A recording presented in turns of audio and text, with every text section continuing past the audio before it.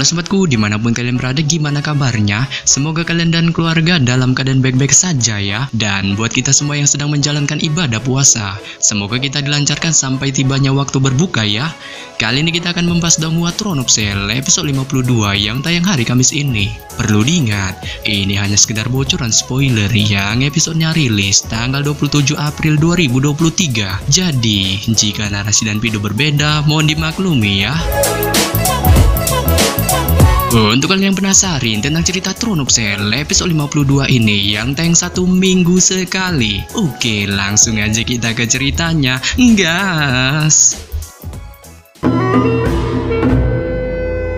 Pada ending episode 51 sebelumnya, kita diperlihatkan pertarungan brutal tim pasukan pemburu iblis Hao Chen melawan Gao Yingji. Saat pertarungan ini ditujukan Gao Yingji untuk mencoba mengetes kerja sama tim unik Hao Chen.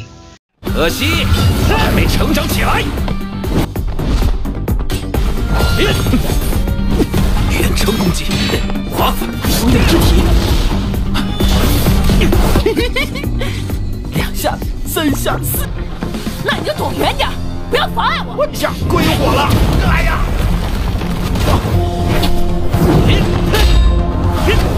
霸王刺。 只会防御，防御又如何杀敌？ Yang mana setelah membuat bonyok kelompok Hao Chen, Gao Yingji pun menyayangkan tim Hao Chen masih memiliki kekurangan pada aspek kerja sama tim. Tetapi di sini, Hao Chen merasa kesimpulan yang diambil Kesatria Langkah ketujuh itu terlalu menyepelekan timnya, sebab ia merasa hal sepele itu merupakan bumbu penyemangat timnya. Yang hal ini pun lantas membuatnya segera membagi tugas timnya untuk mengalahkan Gao Yingji, dengan diantaranya memerintahkan Lin Xin untuk menyadarkan Ying Er.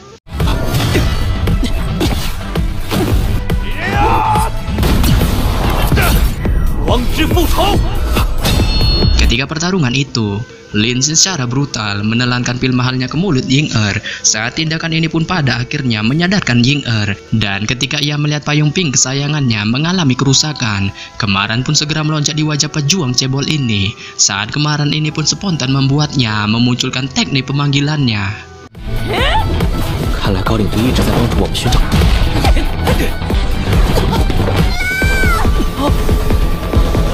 Yang bahkan pemanggilan ini menyebabkan Gao Yingji serta Hao Chen DKK spontan terheran-heran dengan bisa melihat makhluk yang dipanggil Ying Er merupakan binatang iblis tingkat 8 yang tanpa basa-basi segera menunjukkan amukan brutalnya. Yang hal ini pun lantas membuat Gao Yingji yang melihatnya pada akhirnya turun tangan untuk menyingkirkan makhluk mata satu itu dengan segera memunculkan baju besi logam terbadasnya.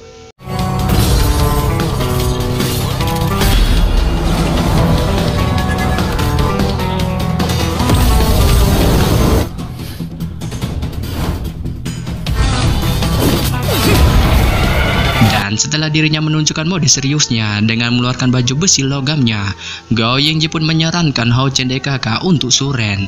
Tetapi di sini, kamu suren tampaknya tidak ada di pikiran tim unik Hao Chen. Saat masing-masing dari mereka juga mengeluarkan mode seriusnya dengan secara bersamaan langsung menyerang Gao Yingji. Nah, ini dia bocoran spoilernya. Setelah kelompok Hao Chen secara bersamaan menyerang Gao Yingji dengan mode serius yang mereka munculkan, kemampuan dari Gao Yingji tampaknya masih cukup OP.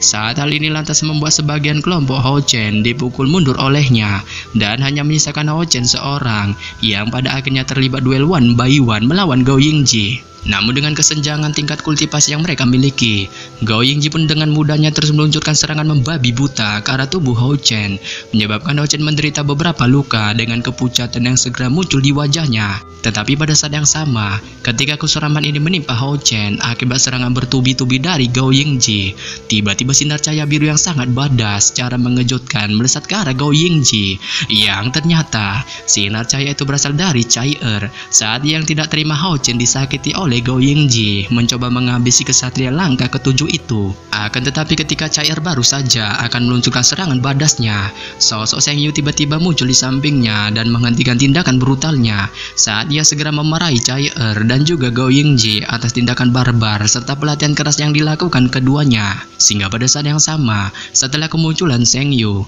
Gao Yingji pun meminta maaf kepada Sheng Yu atas pelatihan keras yang diberikannya kepada kelompok Hao Chen, dan pada akhirnya menghentikan pelatihan kesatriaannya ini dengan menyatakan bahwa pemenang pertarungan ini adalah kelompok Hao Chen. Setelah ia mengakui bahwa kekuatan dari kelompok Hao Chen dapat membuatnya mengeluarkan setengah kemampuan yang dimilikinya, terutama baju besi logam terkuatnya. Dan mendengar pengakuan Suren dari Gao Yingji, kelompok Hao Chen pun spontan menunjukkan keceriaan plus kegirangan di wajahnya. Serta ketika keceriaan ini masih terpancar di raut wajah kelompok Hao Chen, Seng Yu yang sebelumnya menghentikan pelatihan beradrenalin ini akibat cair yang mengeluarkan mode brutalnya, mengajak Hao Chen untuk menuju sisi lain arena.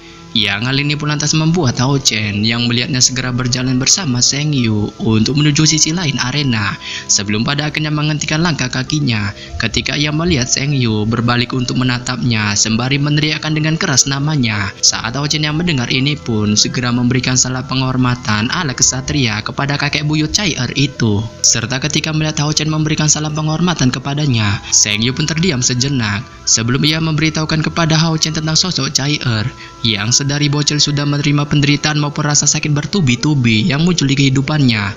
Yang dengan demikian sebagai seorang kesatria, Seng Yu pun mengutarakan harapannya kepada Hao Chen dengan memintanya untuk terus bertarung bersama dengan cair, serta selalu terus melindunginya setiap saat jika gadis tunanetra itu dihadapkan dengan masalah. Yang hal ini pun lantas membuat Hao Chen yang mendengar harapan dari Seng Yu dengan tegas menjawab atas sumpahnya bahwa dirinya berjanji akan melindungi cair dengan segenap jiwa dan raganya. Yang pada dasarnya mendengar sumpah dari Hao Chen, Seng Yu pun menganggukkan kepalanya dengan puas karena pemuda tampan itu, serta ia juga mengingatkannya untuk tidak membiarkan cair menggunakan mode brutal yang dimunculkannya ketika menghadapi pelatihan Gao Yingji sebelumnya, sebab ia merasa jika cair menggunakan mode brutalnya ini lagi, itu akan menyebabkan hidupnya akan terancam.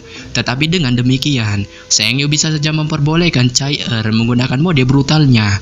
Hanya saja hal itu harus bertepatan ketika cair dihadapkan dengan situasi hidup dan mati. Serta setelah memberitahukan hal ini kepada Hao Chen, Seng Yu pun memerintahkannya untuk bergegas pergi dari hadapannya dan mengingatkannya untuk terus menjaga cair dengan segenap jiwa dan raganya.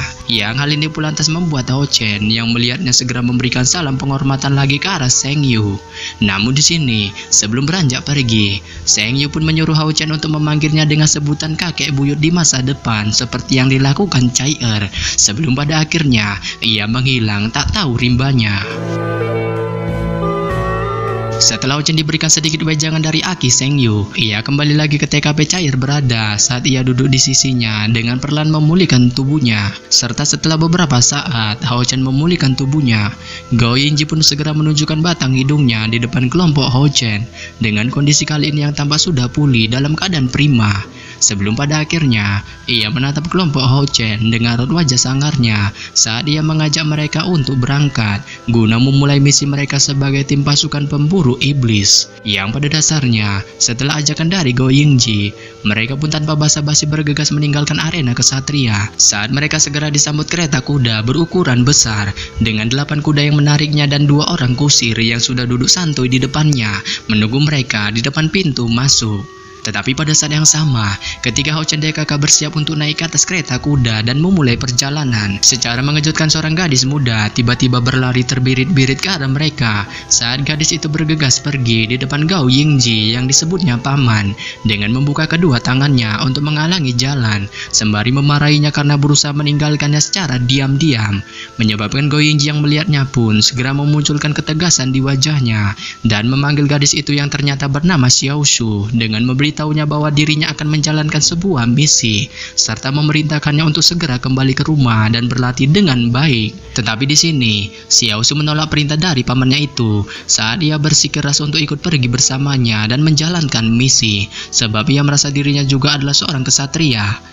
Namun lagi-lagi Gao Yingji menolak keinginan dari Xiao Shu sembari terus menunjukkan raut amarah di wajahnya, menyebabkan Xiao Shu yang melihatnya pun segera menunjukkan kesedihan di matanya saat ia memohon dengan isak tangisnya kepada pamannya itu tentang keinginan yang ingin ikut bersamanya setiap saat, sebab ia merasa ketakutan jika dirinya tinggal sendirian di rumah, terlebih lagi kedua orang tuanya telah pergi. Dan mendengar permohonan dari Xiao Shu dibarengi dengan isak tangisnya, Gao Yingji pun merasa luluh dan tidak sampai hati meninggalkan gadis muda itu dengan pada akhirnya mengajaknya untuk ikut bersama rombongannya menjalankan misi. serta ia juga memperkenalkan Xiao Su yang merupakan kesatria retribusi langkah keempat kepada Hao Chen DKK. Saat Hao Chen yang mendengarnya pun spontan terheran-heran dengan bertanya-tanya dengan rasa penasaran tentang Xiao Su yang tidak ikut dalam seleksi pasukan pemburu iblis, padahal kultivasinya sangat mumpuni untuk ikut join ke dalam kompetisi itu. Yang hal ini pun lantas membuat Xiao Su yang mendengar pertanyaan Hao Chen segera memunculkan kecemberutan di wajahnya sembari memberitahukan bahwa Gao Yingjila yang tidak memperbolehkannya untuk ikut join dalam kompetisi itu. Tetapi di sini, Gao Yingji segera meluruskan perkataan dari Xiao Su dengan memberitahu kelompok Hao Chen bahwa dirinya bertanggung jawab atas keselamatan dan kehidupan dari Xiao Su. Yang hal ini didasari atas kemokatan ibunya yang kebetulan teman seperjuangan dari Gao Yingji yang kehilangan Yoshuanya dalam pertempuran melawan para iblis. Sehingga pada saat yang sama, setelah memberitahukan hal ini kepada kelompok Hao Chen, Gao Yingji pun segera memulai perjalanan dengan menyuruh kedua kusir untuk menjalankan kereta kudanya. Yang hal ini pun lantas membuat kedua kusir segera mengemudikan kereta kudanya dengan memerintahkan 8 kuda untuk menarik kereta kuda dan bergas pergi keluar dari kota suci. Yang pada dasarnya, setelah menaiki kereta kuda, Gao Yingji duduk di kursi paling luar kereta, serta Xiao Su duduk di sisinya. Saat dia kemudian meminta kepada kelompok Hao Chen untuk memanfaatkan waktu perjalanan ini dan menyimpulkan tentang pelatihan mereka sebelumnya, dengan menanyakan kepada Hao Chen DKK tentang aspek pertempuran yang mereka miliki, mulai dari kelebihan sampai kekurangan. Saat Hao Chen yang mendengar ini, segera memberitahukan tentang kelebihan dan kekurangan tim pasukan pemburu iblisnya, yang menurutnya hampir semua memiliki kekuatan serangan yang di atas rata-rata, mulai dari Yuan-Yuan yang mempunyai perisai jiwa ilahi besar sampai kekuatan luar binasa dari Chai-Er. Namun di sini, Hao Chen menyayangkan timnya sedikit memiliki kekuatan mumpuni dalam pertahanan, serta sebagai perbandingannya, timnya hanya memiliki 2 orang yang bisa diandalkan, yaitu Lin Xin serta Han Yu. Tetapi tampaknya pertahanan itu juga menurutnya masih kurang pas, sebab ia merasa kedua pejuang ini bukan murni memiliki kemampuan dalam pertahanan, melainkan juga bisa melakukan penyerangan. Serta kekurangan timnya adalah sifat yang tidak bisa ditebak satu sama lain, terutama pemanggilan yang nyeleneh dari Ying-Er, menyebabkan mereka kemungkinan akan mengalami kerugian besar dalam menghadapi pertempuran melawan para iblis jika hal itu terjadi lagi. Sehingga pada saat yang sama, mendengar penjelasan dari Hao Chen, Gao Yingji pun mengangguk puas saat mereka pada akhirnya terus melanjutkan perjalanan menuju wilayah perbatasan untuk bertempur melawan para iblis.